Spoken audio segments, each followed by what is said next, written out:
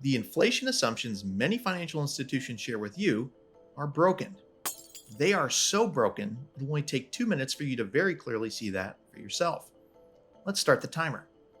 If you Google retirement calculator, you'll find plenty of financial institutions that are marketing calculators that provide an estimate of how much income or savings you may need in retirement. Like any estimate, the output is based on the assumptions. With online retirement calculators, you provide some of the assumptions, like your estimated retirement age, and the calculator provides the others.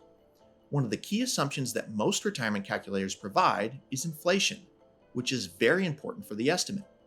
More inflation means more spending, means a higher cost of retirement. So, what are the stakes of a bad inflation assumption? See for yourself.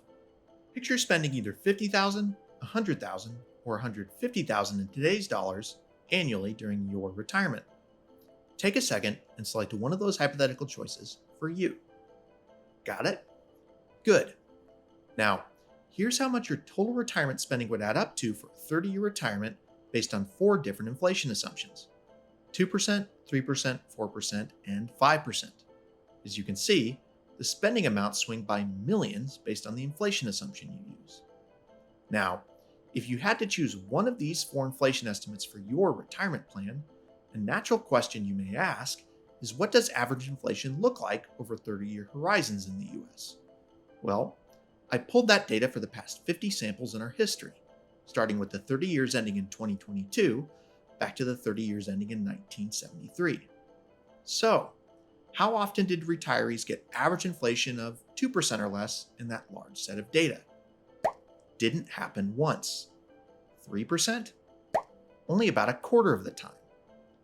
4%? Still not even half the time. And finally, by 5%, it's happening most of the time. Now, guess what inflation assumptions retirement calculators from financial institutions at the top of Google results are using right now? 2% through 3%. See how that's broken? I'll take the clock down now. Regarding why financial institutions are sharing such broken inflation assumptions, I honestly don't know. I won't assume it's deliberate because it could just be bad forecasting. For example, they may be swayed by fake financial experts, which forecast inflation from a metric called the break-even inflation rate, currently around 2.5%, is what they believe to be investors' expectations of inflation priced into the spread between TIPS yields and nominal treasury yields.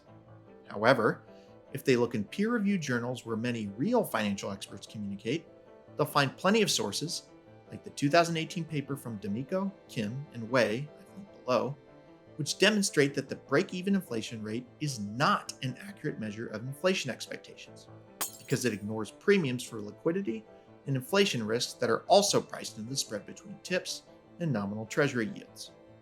But enough of that nerd speak. If you're looking for an alternative to the retirement calculators on Google, check out this video to see what a more personalized retirement number calculation looks like. And if you're looking to add a hedge against inflation in your portfolio, check out this video to learn more about I bonds. As always, thanks for watching, and see you in the next video.